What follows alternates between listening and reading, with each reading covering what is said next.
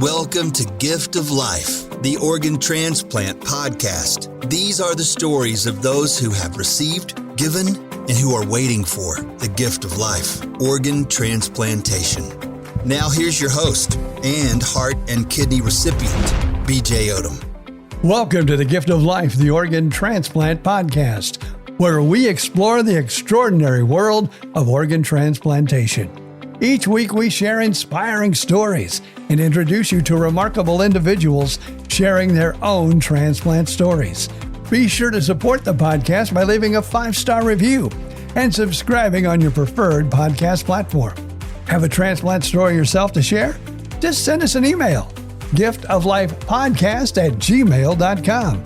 Again, that's giftoflifepodcast@gmail.com. Also, if you have any comments about the podcast, make sure you let us know. Again, giftoflifepodcast@gmail.com. This is BJ Odom, you know, the guy with more parts than a chicken nugget. My new memoir packed with laughs, heart, and an unbelievable true story of survival that you've heard me talk about right here on the Gift of Life podcast. Get your copy today. More Parts Than a Chicken Nugget, available on Amazon. As we welcome you to episode 104. Our guest, Brian Rubash, has been through not one, not two, but 3 kidney transplants, from childhood through college, and now on to this chapter of his life. His journey is nothing short of incredible, but what really stands out isn't just the number, it's his attitude. Brian says he owes it all to the gift of humor and a positive outlook. And I've got to tell you, that sounds a lot like me. So if you need a little hope today, maybe even a reason to smile, you're going to love this one. We'll talk with Brian coming up next. Brian, welcome to the podcast. It is great to have you on today. Well, thank you. My name's Brian Rubash. I am currently 54 years old and on my 3rd kidney transplant. Oh, wow. Yeah, I was born with a defect called a post-urethral valve, which is an extra valve between the bladder and the urethra that caused a backup of urine into my kidneys, causing some damage. And they corrected it within 2 days of my birth. But over time, the kidneys, because of some of the damage they received, started getting worse. And as I got older and bigger, they were less able to handle their job that they were given. And when I turned 16, they pushed me to have a kidney transplant, my first kidney transplant. And I'm O positive, and luckily my father was a match for me. So in 1986, I received my first kidney. How did that feel at 16 years old to learn you needed a kidney transplant? Like, I had mine later in life. I had my heart transplant later in life, although I had surgeries when I was younger, but I think I was so young, it didn't really affect me because I was young. And when you're young, you think you're going to live forever and you're strong. So how did that feel for you to learn you were going to have a kidney transplant at 16? You know, the funny, this is probably going to sound weird to people, but, you know, I never really thought about it. I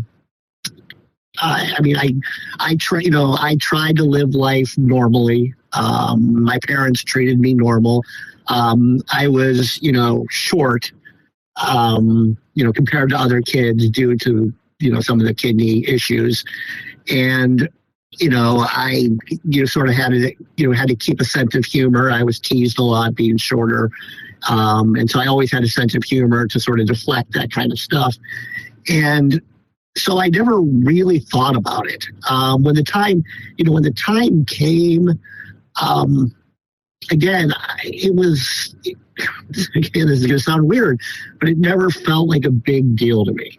It just felt like it was something I needed to do. And, I didn't worry too much about it.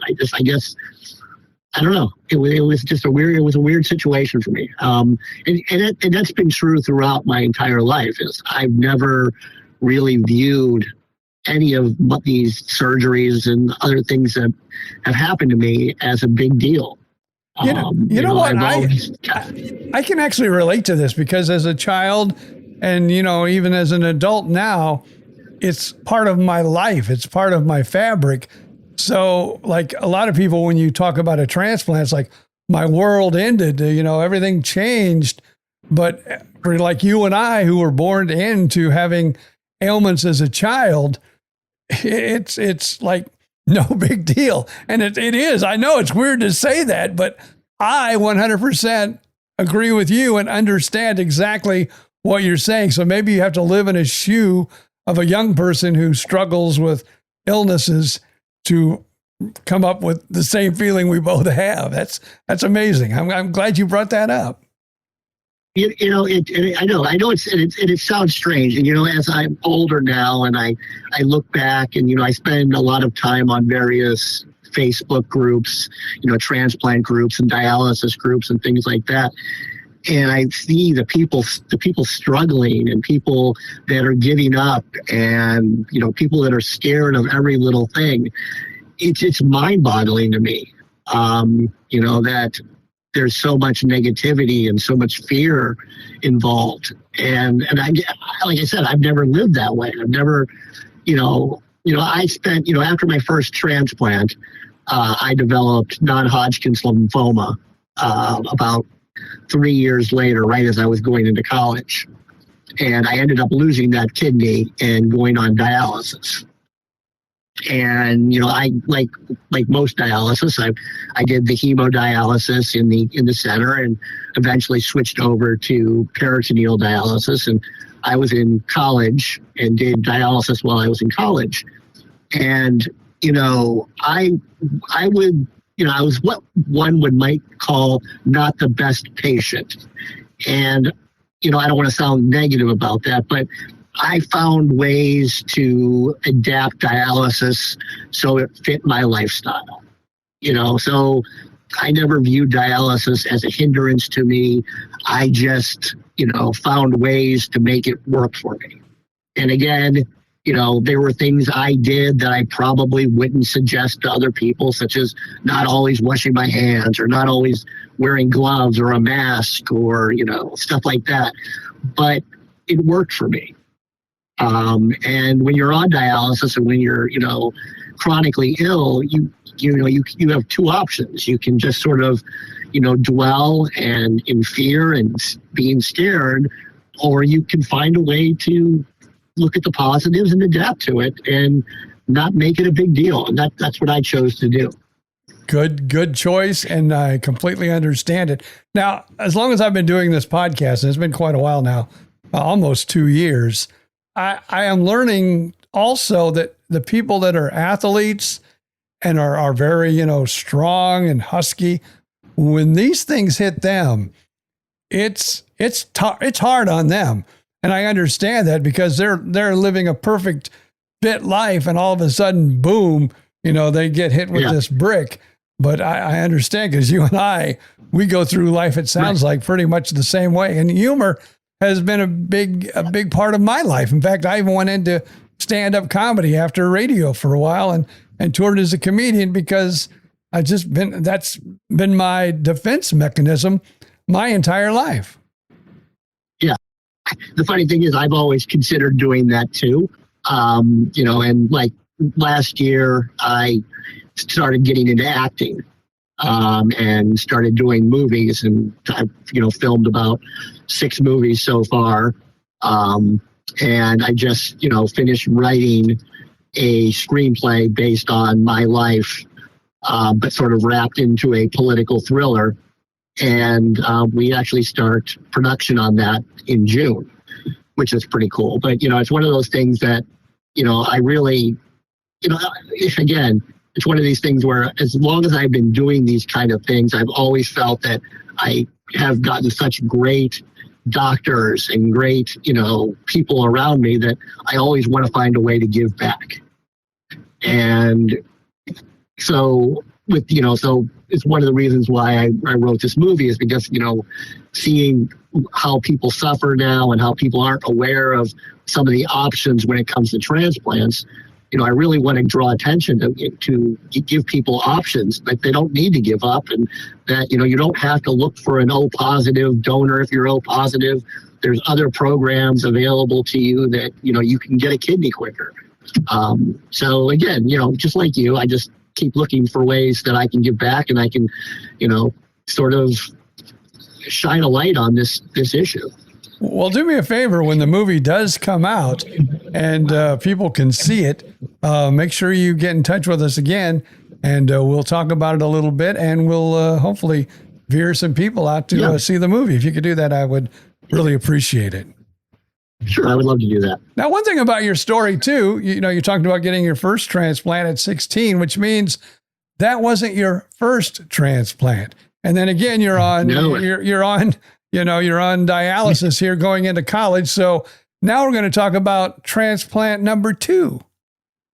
Sure. So I literally spent 4 years of college on dialysis. And like I said, I had switched to peritoneal dialysis. So it made it a lot easier for me than having to go to a, hemo clinic and stuff 4 times a week or 3 times a week.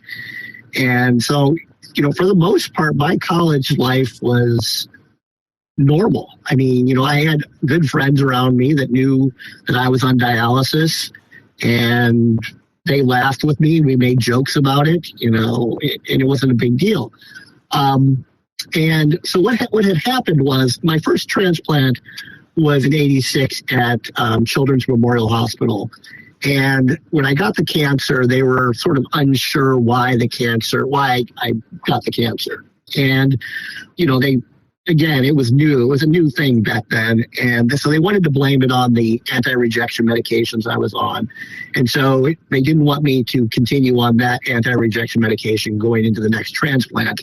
So they sent me to the University of Pittsburgh, which at the time was testing a experimental transplant medication called FK506, which everybody today will know as Prograf or tacrolimus. Okay. And so in 1994, I was actually home from college in the winter.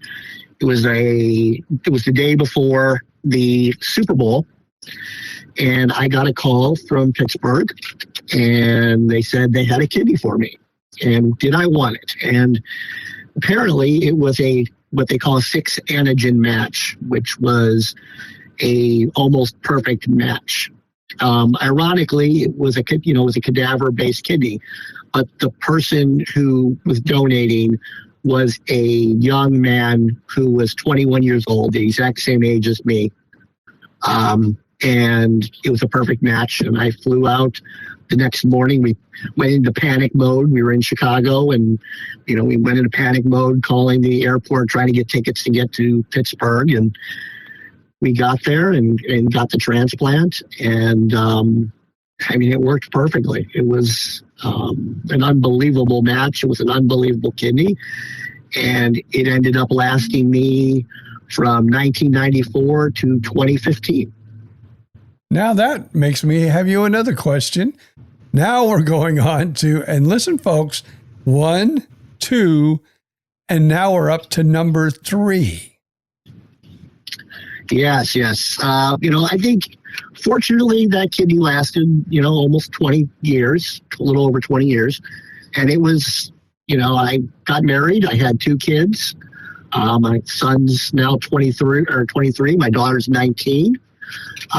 They're doing awesome. I don't know if I could have done that kind of stuff, not having the transplant. I spent almost my entire career in the toy industry, working for companies like Hasbro and Mattel, and, building technology-based toys, which was an amazing career. But unfortunately, in 2015, I started feeling bad, and I started having, issues with strength and breathing and stuff like that, and found out that my creatinine had jumped up to like 12. And But they immediately, at this point I was in Wisconsin, and they put me on dialysis in 2015 and started that whole thing again. And, it was, again, I looked at it, it was like, oh well, it's sort of part of my life. I was sad that the transplant was, over for me. But I knew what I was expecting. I knew what to expect, and I sort of rolled with it. I continued to work. I would do dialysis in the car, and during, for an hour, and my life continued on. So how did that transplant come about, and where was that? Just let's continue the story here. Sure. So, I started dialysis in 2015, and then I was on the list I got on the list right away around 2016 or so. They put me on the transplant list. This time I was only listed at the University of Wisconsin in Madison. And I just, sort of was waiting my time and continuing dialysis. And it was about that time that, my relationship with my wife started to deteriorate. There were, issues. And again, a lot of people know being a caregiver to someone can be hard. And so, I don't necessarily blame her. But, it's a grueling task to have to care for someone. And so our relationship started breaking up, and I, in a sort of attempt to save my relationship, I went to Facebook looking to find a donor.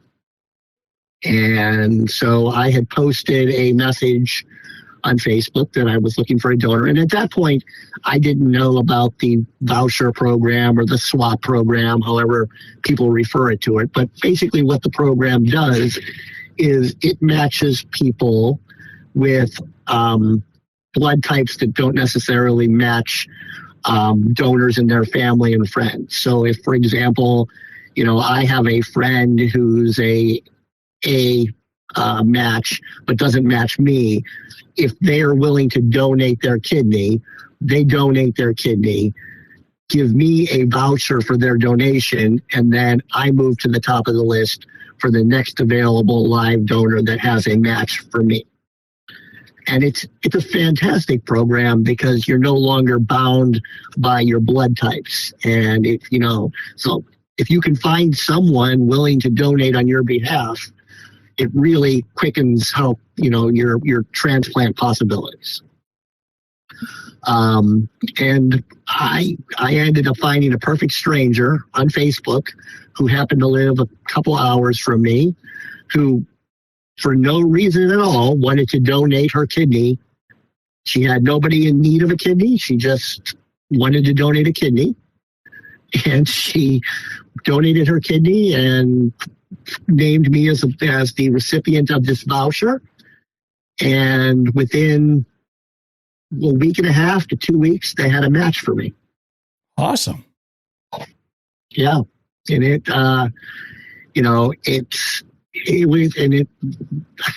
funny because, people, I don't know, I just, in desperation, I had gone to Facebook, and, it felt a little bit funny to do it. It felt a little bit like, I don't know, like I was begging.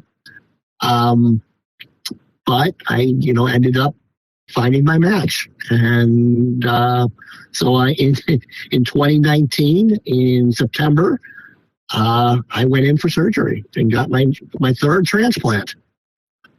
All right. We're in 2026 now. What has happened in between? Are you looking to, is the third kidney working well, or where are we in this journey? I would love to, be a cliffhanger and say that I've got, I got a fourth transplant, but that's not the case. The third transplant is working. It's not perfect. Other transplants were, I would say, a little bit better. Unfortunately, the more transplants you get, the, less, the matches are and the less effective they sometimes tend to be. But it's working fine. And I'm, healthy, and I'm living my life. I'm not actually hoping to get a fourth one. I'm hoping, I've recently, because of the whole, writing the movie that I did, I've recently reached out to my donor, who I've never met. I've never also met the other person who donated on my behalf. But I'm looking, to try to reach out to the donor to, see, communicate with them and sort of learn more about them. There's a lot of things that after my transplant changed, from like dietary desires to things like that sort of, people always, this question has come up before where people always say, well, if you get a kidney from someone, you take on their traits. And there's, I don't know if there's any real research that shows one way or another, but there's some funny things that have happened since that transplant that don't make a lot of sense to me. So it would be nice to, talk to the donor and see if there's any truth to that. It's amazing. My story is kind of, I had my transplant at Tampa General Hospital in 2003, and that was the same year that the Tampa Bay Buccaneers won the Super Bowl. I was more into wrestling because, like you, I was more into, drama and radio and comedy. So for some reason, I was levitated to the world of wrestling, and even got involved in, a small independent organization here. But I was never a football fan, never, not even a little bit. And so I can't really say if it was because I was in the hospital so much the year the Buccaneers won the Super Bowl and everybody was talking about it. And the doctors and the nurses, even on Super Bowl Sunday that year, was wearing, Super Bowl garb and jerseys. Or is it because my donor was a big, because he was from the Tampa Bay area, I've been told, if he was a big Tampa Bay fan. So that will be a mystery that will haunt me for years to come.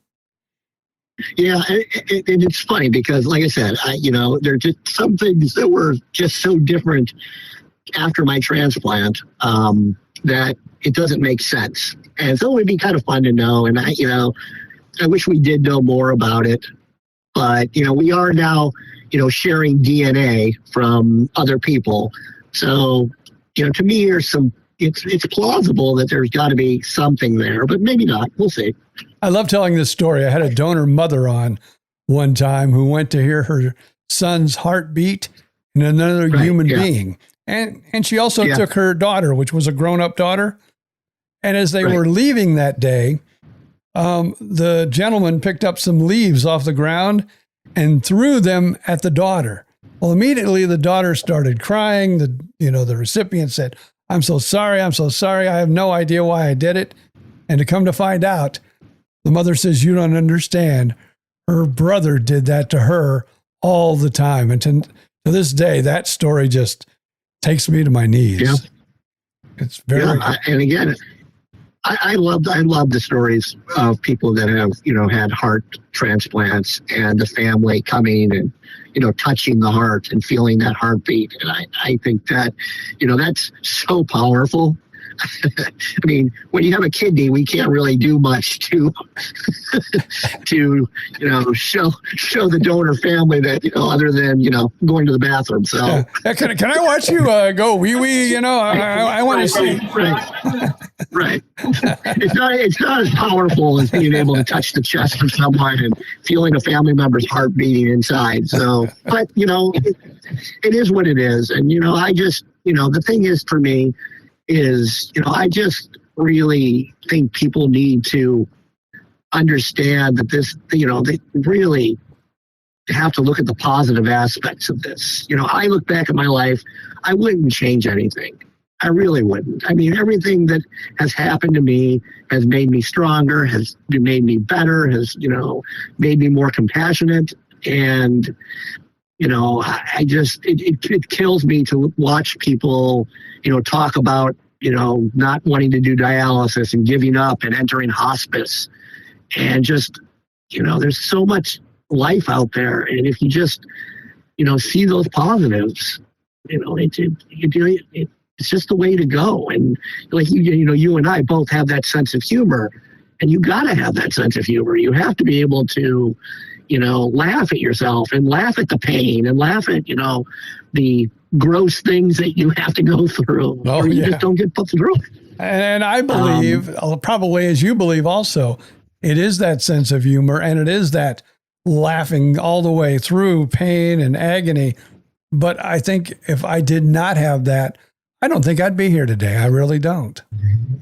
Oh, I agree. I completely agree with you. And I think, this, I don't know how this, a part of a lot of the things that I did, from keeping that sense of humor and staying positive, I also did because the people around me that had to be part of it needed that reassurance. Mm-hmm.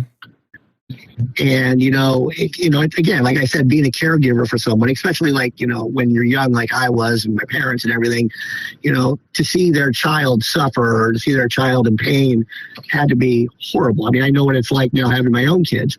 And so a lot of, being able to stay positive and keep a sense of humor, I also did just to keep the people around me sane, and, so it helped. I think it helped me and it helped them.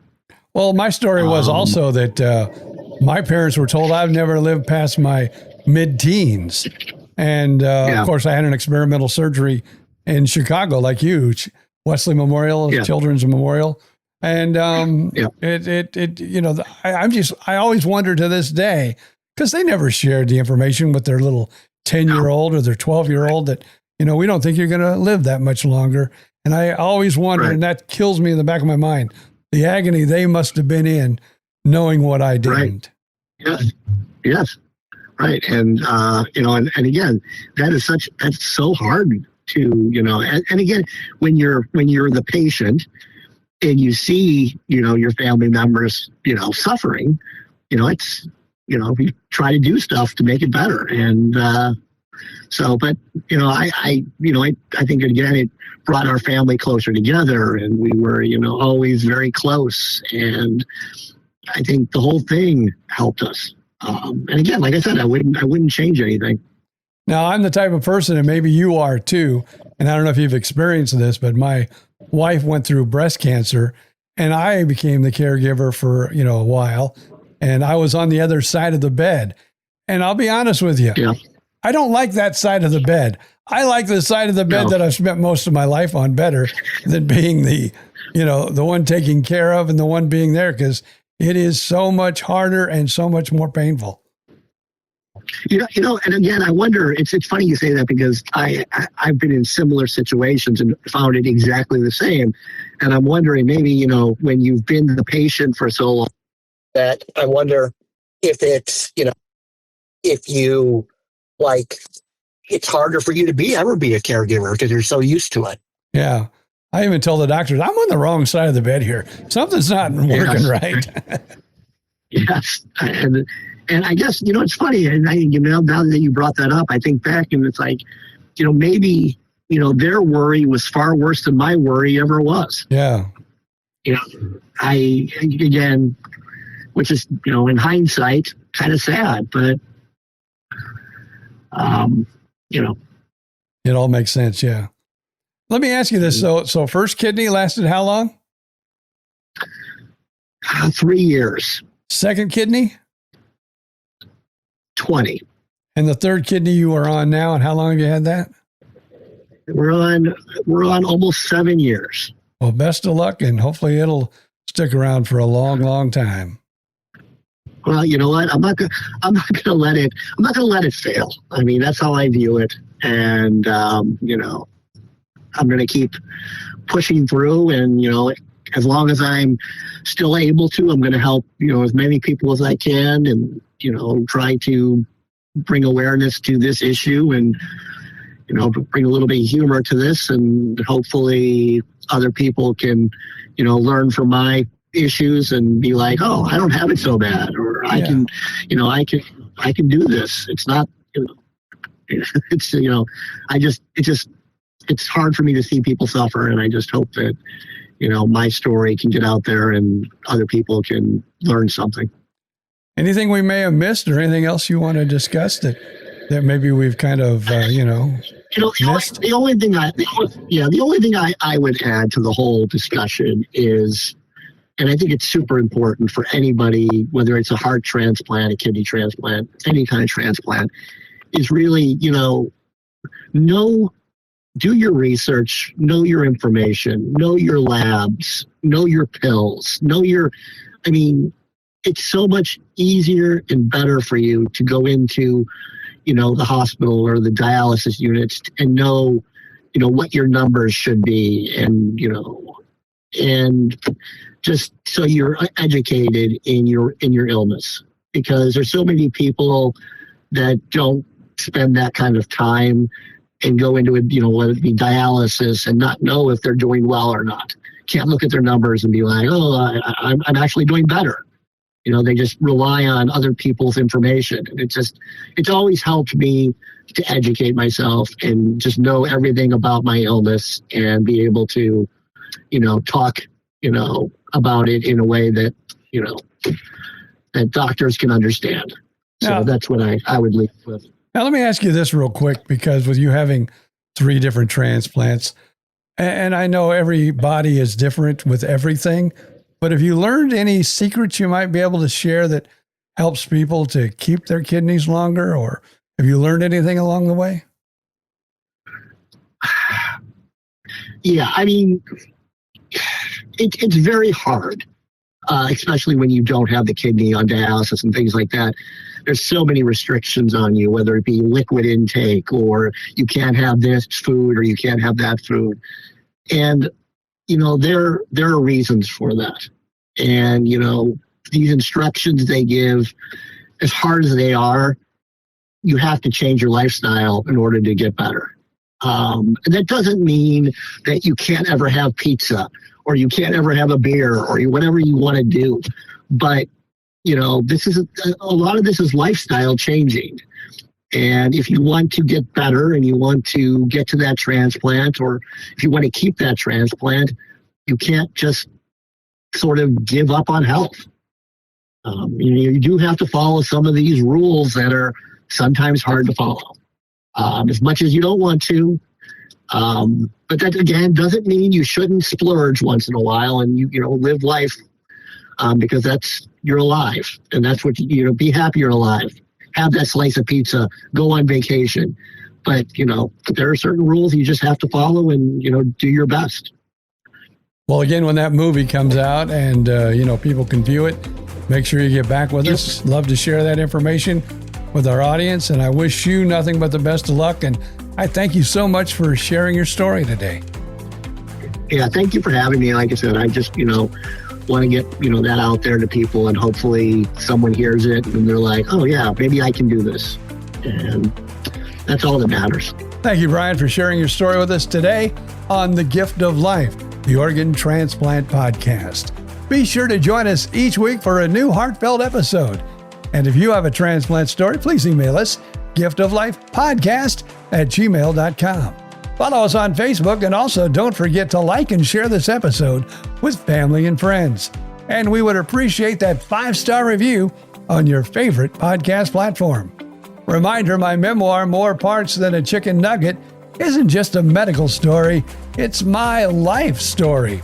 And of course, we talk about everything from radio, my comedy career, and all of my medical challenges throughout my life. Again, More Parts Than a Chicken Nugget, available today on Amazon.